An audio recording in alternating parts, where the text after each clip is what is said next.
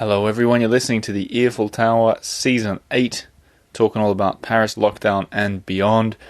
Before we even get into today's topic, I just wanted to say thank you, because I just got an email that said apparently there are 850,000 podcasts in the world. I don't mean episodes, I mean podcasts. And you guys chose to listen to this one. So thank you. Thanks for hanging around. Thanks for listening. Today's a pretty interesting episode. It's with an Australian journalist, Jo McKenna. She's a freelance journalist in Rome.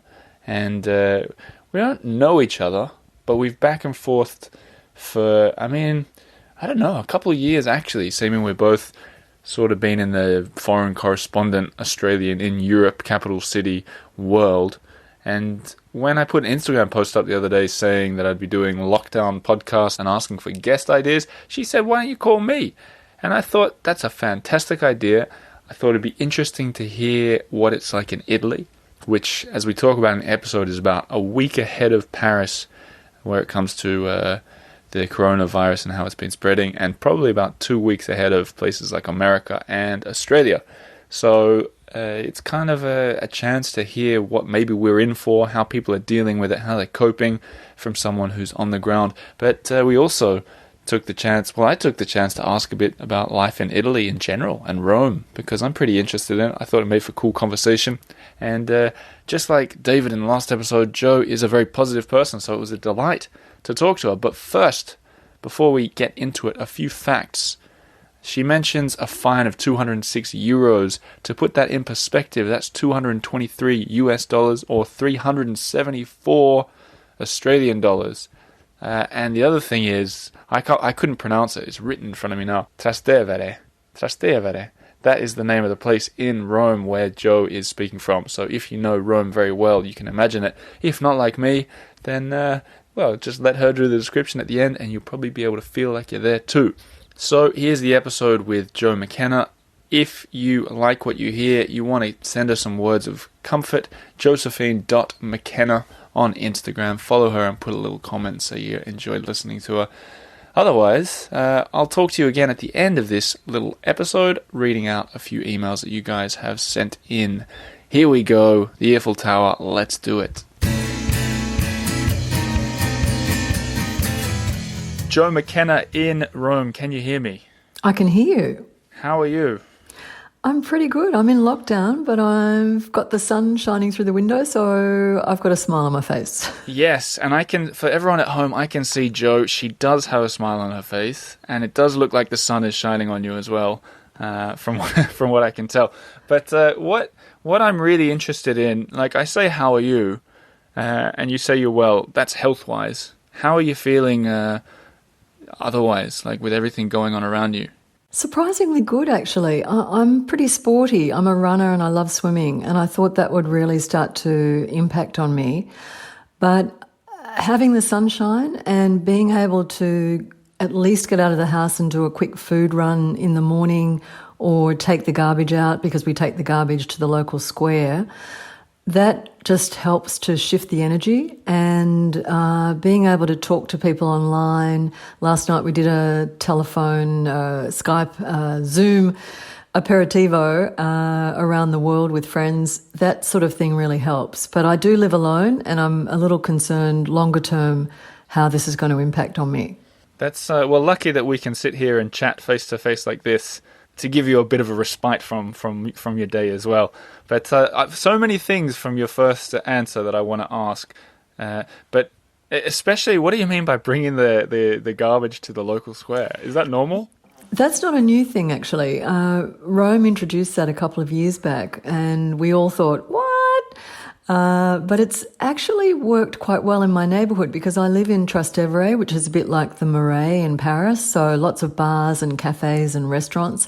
And people would leave the garbage outside their door, and in the summer in particular, if the trucks didn't come along and get it, it was pretty ugly. And we also have a few rats, believe it or not, in the neighbourhood. So this idea of actually taking the garbage to the piazza is a really good thing to do, unless, of course, you're old and you can't get out of your apartment. But I think it works quite well in our neighbourhood. So what do you do when you take it to the piazza? No, the garbage man is there with his larger garbage cans, and everyone deposits them and separates the garbage. So it works quite well. Right, I love it. What was the name of the suburb that you live in again?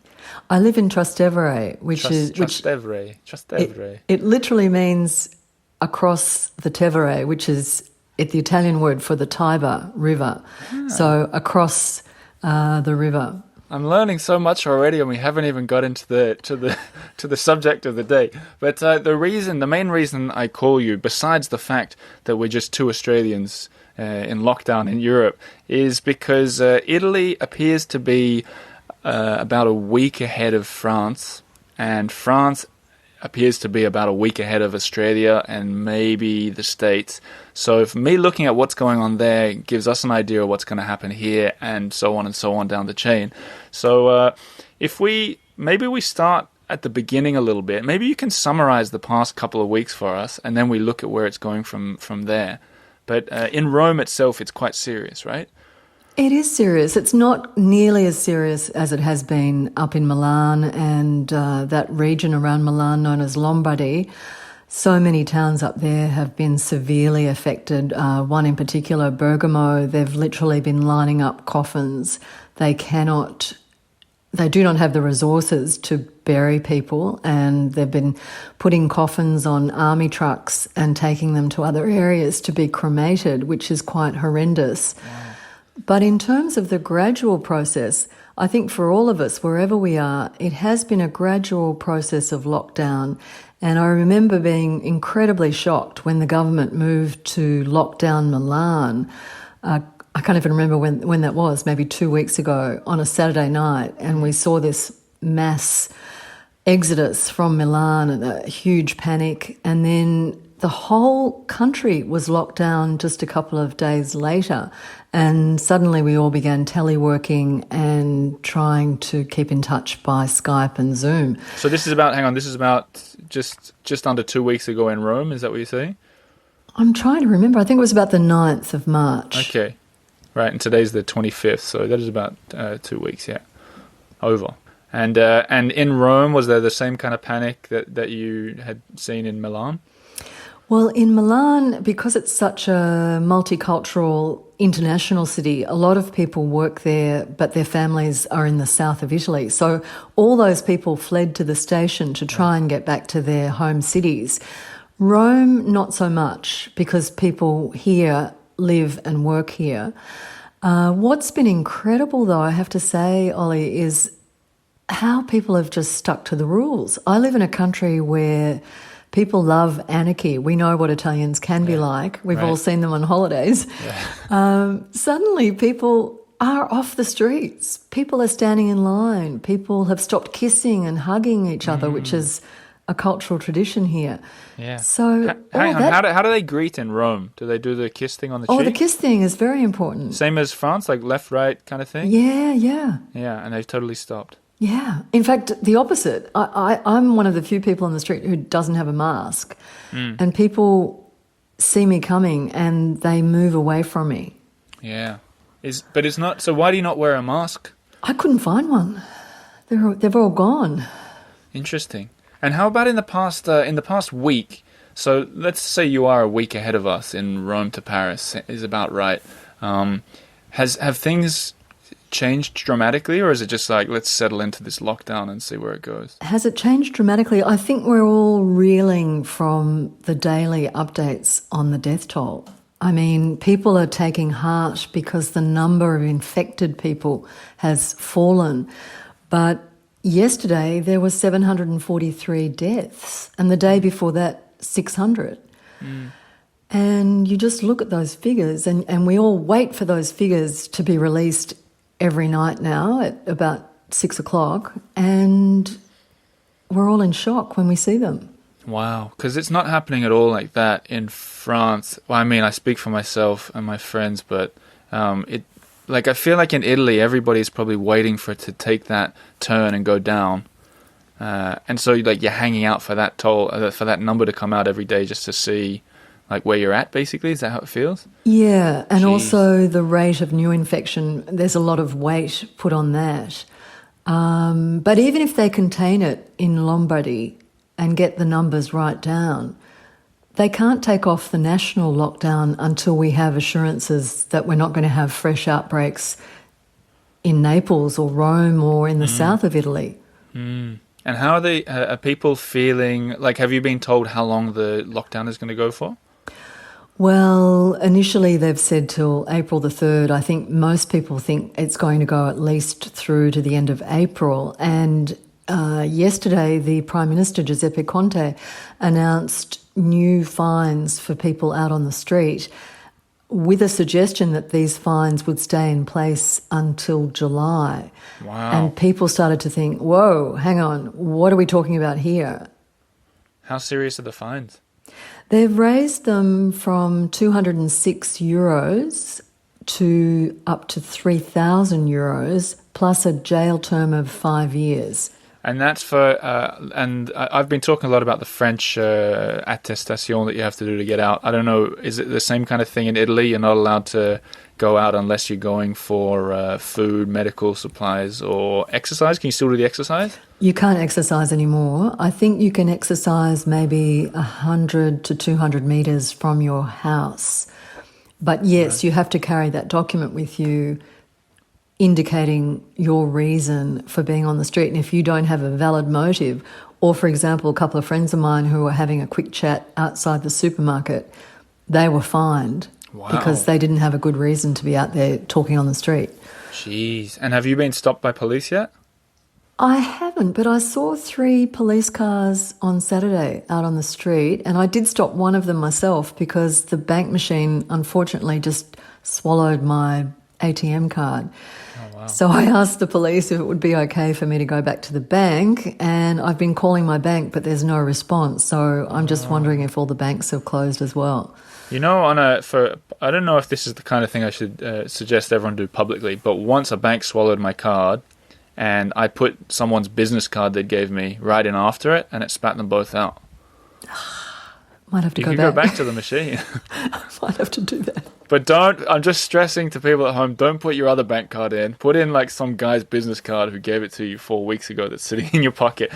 So that's a kind of a precursor to come by the sounds of it, because in France we could exercise and then gradually they just cut it further and further down. At the moment it's a kilometre from your house, but it wouldn't surprise me if it keeps going, you know.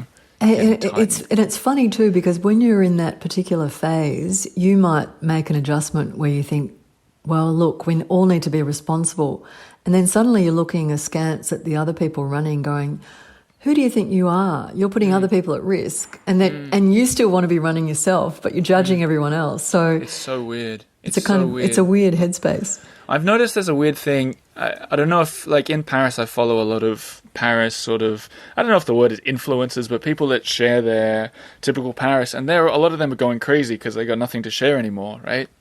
So they go out and they share pictures from their walks or their exercise, and part of me feels that they're encouraging us to want to go outside and see the empty streets. So I've held back from doing that kind of stuff, but I don't know if you've had a similar feeling or vibe in Rome as well. Have you noticed that? Yeah, I think there was a temptation to go out and grab a couple of photos. I was guilty of that as well, taking a couple of pictures of empty spaces. I've been desperate to go to the Trevi Fountain. I so want to see what it looks like with nobody there. But that's too far. That would be a 20-minute run from my house. And with these new fines, I probably wouldn't get that far. Do you go out at night or anything to... Do you know, I think that's even harder because I think the police patrols are more intense at night. In fact, I have a flatmate, Sarah, and she's moved to her boyfriend's and she wants to come back, go backwards and forwards, but she doesn't feel that it's safe for her to do that now. How interesting. Wow. Tell me about, there are aspects of positivity. You said at 6 o'clock that people are looking at the death toll and so on, but is it not also 6 o'clock that people are taking to... What's going on there? You're nodding. Well, we've had that fabulous tradition. You know, at 6 o'clock, people have been throwing open their shutters and singing across the alleyways and the streets to each other. That was going on all last week, and It was really nice, actually. I was seeing neighbours that I hadn't seen before. I didn't know the words to the Italian songs, but I was going to ask you that. You've been there for 12 years. After 12 years, do you pick up those kind of things, or is that you have to be there for a lifetime? do you know What are they singing? I would love to sing the national anthem because it's one of those really joyful tunes. I love an upbeat national anthem. And Hang on. I'm going to insert the Italian national anthem here so we all, including me, know what it sounds like. Here we go.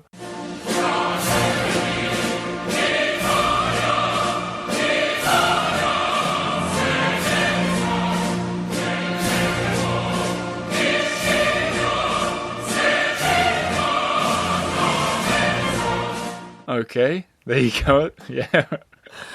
I so love it. There's another one we were singing last week called Felicità, which means happiness. Unlikely, but yes.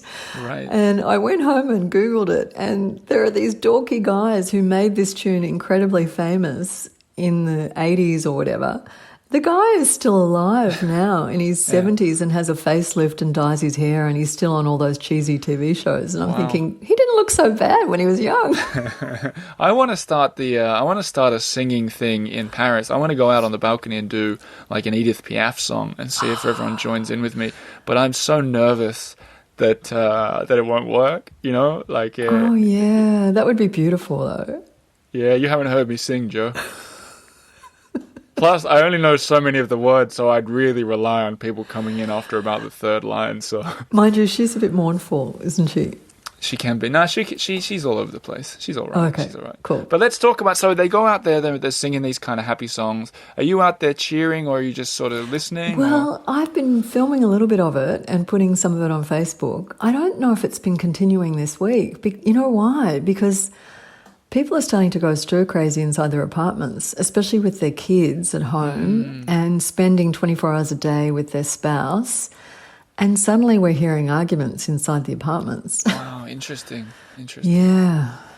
And have you got a big apartment, small apartment? I've got a 2-bedroom, which is great, and that means I can work in my bedroom and then go for a walk up the other end of the apartment. Yeah, that's nice. That's nice. We've got. I'm in a really small apartment, but we have 3. I use the word balconies. They're not really balconies. They're big enough for a person to stand on, but we found that we can put pillows out there and kind of sit on them. So it's about making the most of it, isn't it? I agree. And it's amazing what you notice when you're inside your apartment all the time. I mean, I love that, the bird out the window, my paintings I never fully appreciated before. Is that one of your paintings behind you? No, but I started, before all this happened, I started collecting some emerging Italian artists. So I have some beautiful paintings inside my house, which is really nice at this time. Wow. I realize you're busy and you have things to do, so I don't want to keep you for too long, but I wanted to ask you 2 more questions. One is, do you have any tips for people on how to make the most of a quarantine at home, seeming you've been doing it for 2 weeks now? Well, this will sound strange, but the first thing to do is to make sure you bounce out of bed. Whatever way you can do it, if it means doing 10 push-ups or a salute to the sun with your yoga, that really is important in the morning to set the scene. Get into the shower as quickly as you can, make your bed, get dressed, avoid sitting in your pajamas. In Italy, we've also been incredibly lucky because the food is good, it's still available, the wine is still available, and I make a point of cooking a really nice lunch and a really nice dinner, even if I'm on my own. And what's raised the stakes now is I started putting photographs of what I'm cooking on my Facebook page, and that started a whole trend because I'm not really a cook. And so now I really do have to make the effort. And that's great. I think that's really nice. And then trying to switch off, get away from the computer a bit, definitely regulate how much media you're allowing into your life. Play more music if you can. Listen to some comedy shows. Get your head out of what's going on outside the world and create a space in your own world. And I think that can be really powerful. Go back and listen to old episodes of the Eiffel Tower, maybe. Well, I was looking for Seinfeld bloopers the other day. That was great. That's a good idea. That's a good one. And my other question was totally separate from coronavirus and everything. Can you just paint a picture for someone like me and perhaps many of the listeners around the world of your neighborhood in the good times? Hang on. Tell me how to say it again so I can repeat it. Trastevere. Trastevere. Okay, and then just take us for a little. I've got my own eyes closed. Tell me what it's like. You said it's like the Marais in Paris. Yes. Walk me through it. Yes. Can I take a step back? Because this area was really started during the Roman Empire. So there were Roman ruins under some of the buildings in this neighbourhood.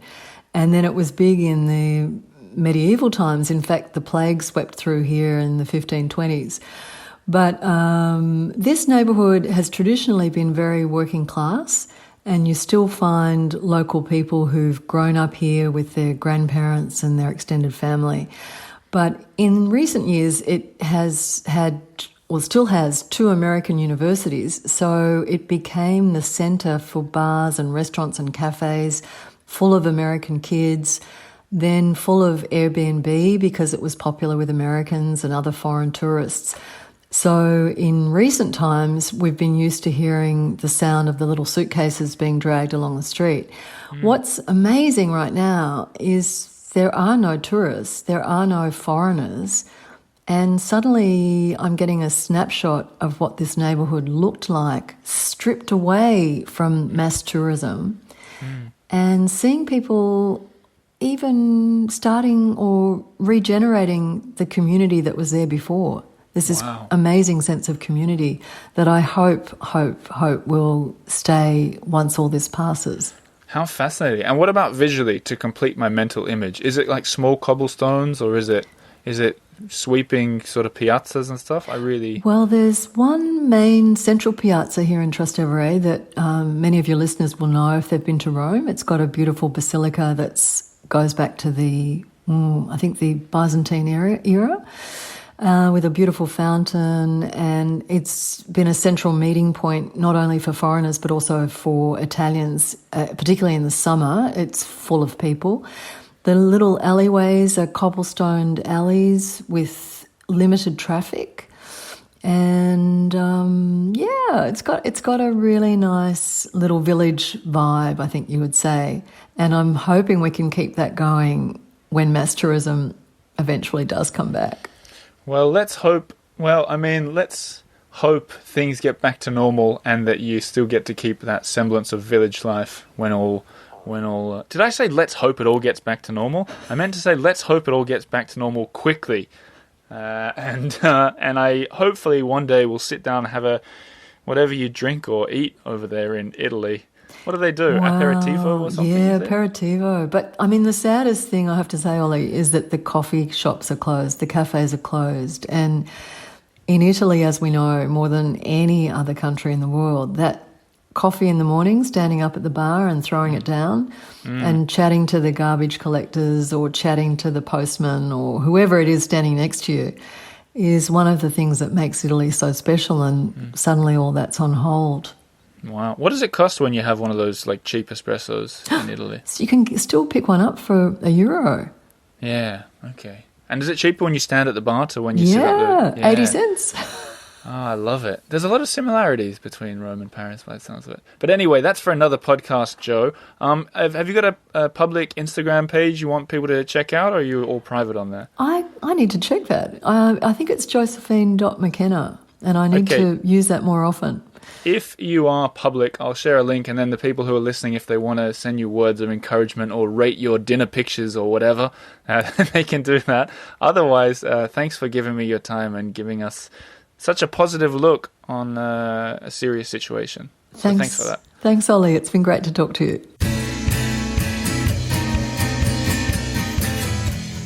So there you have it. That was Josephine McKenna. If you want to follow her, as I said, josephine.mckenna on Instagram.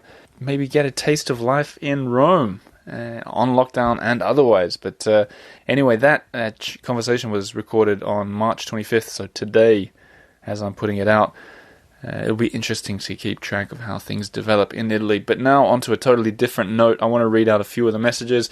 I've been doing this lately. The people who have been supporting...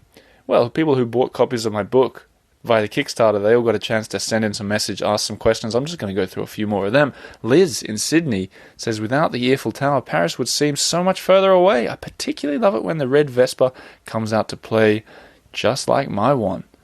I feel like I read that one already. Have I read that one? If not, I feel like I've addressed it somewhere else. How cool that you have a red Vespa. Now, here's the next one, and thanks for supporting.